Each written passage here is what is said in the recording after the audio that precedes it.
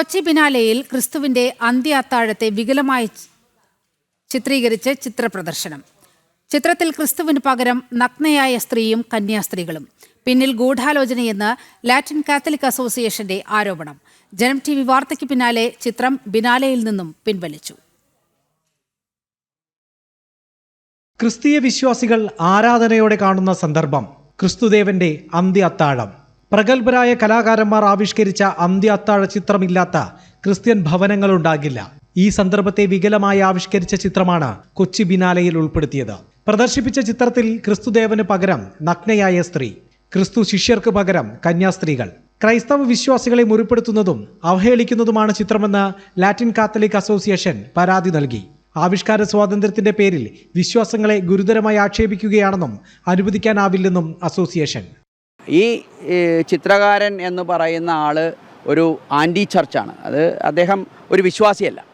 അതുകൊണ്ട് തന്നെ ഒരു വിശ്വാസത്തിനെതിരായിട്ടുള്ള കാര്യങ്ങൾ പ്രചരിപ്പിക്കുന്നതിന് അവിടെ പുള്ളി മുതിർന്നിട്ടുണ്ട് എന്ന് അതിനാണ് പുള്ളി ശ്രമിക്കുന്നത് എന്നാണ് ഞങ്ങൾ മനസ്സിലാക്കുന്നത്. ഈ സമൂഹത്തിന് ക്രൈസ്തവരുടെ വിശ്വാസത്തെ വ്രണപ്പെടുത്തിയുകൊണ്ട് മാത്രമല്ല, മതചിഹ്നങ്ങളും മതത്തിൻ്റെ പ്രതീകങ്ങളും ദുഷ്പ്രചരണത്തിന് വേണ്ടി ഉപയോഗിക്കുമ്പോൾ അതിനെ എതിർക്കുകയും അതിനെ നിരാകരിക്കുകയും അതിനെ ഒഴിവാക്കുകയും ചെയ്യേണ്ട, അല്ലെങ്കിൽ അതിന് തടയിടേണ്ട ബാധ്യത ഉള്ള ആളുകൾ അത് കൃത്യമായി ചെയ്യണം.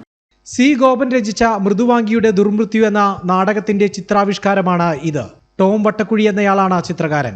യഥാർത്ഥ സാഹിത്യകൃതികളുമായി ബന്ധമില്ലാത്തതാണ് ചിത്രമെന്നും വിമർശനമുണ്ട്. മുഖ്യമന്ത്രി പിണറായി വിജയൻ ഉദ്ഘാടനം ചെയ്ത ബിനാലെയിലെ അവഹേളനത്തിന് സർക്കാർ മറുപടി പറയണമെന്നും ഗൂഢാലോചന സംശയിക്കുന്നതായും അസോസിയേഷൻ കൊച്ചി രൂപതാ സമിതി പ്രസിഡന്റ് ഡാൽഫിൻ. ഈ ബിനാലെ ഇവിടെ ഉദ്ഘാടനം ചെയ്തത് കേരളത്തിൻ്റെ ആദരണീയനായ മുഖ്യമന്ത്രി ശ്രീ പിണറായി വിജയൻ അവർകളാണ്.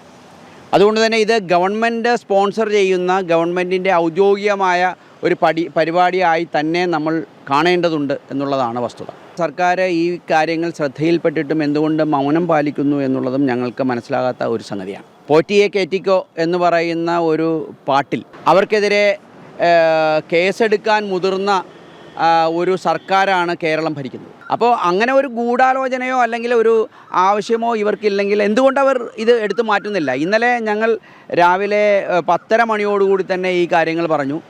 ആവശ്യമെങ്കിൽ അവർക്ക് 1 മണിക്കൂറിനകത്ത് ആ സാധനം അവിടെ നിന്ന് എടുത്ത് മാറ്റാമായിരുന്നു. ജനം TV വാർത്ത പുറത്തുവിട്ടതോടെ വിമർശനം കടുത്തു. പ്രതിഷേധത്തിന് പിന്നാലെ ചിത്രപ്രദർശനം നടന്ന മട്ടാഞ്ചേരി ഇടം ഗാലറി പൂട്ടി. ജനം, കൊച്ചി.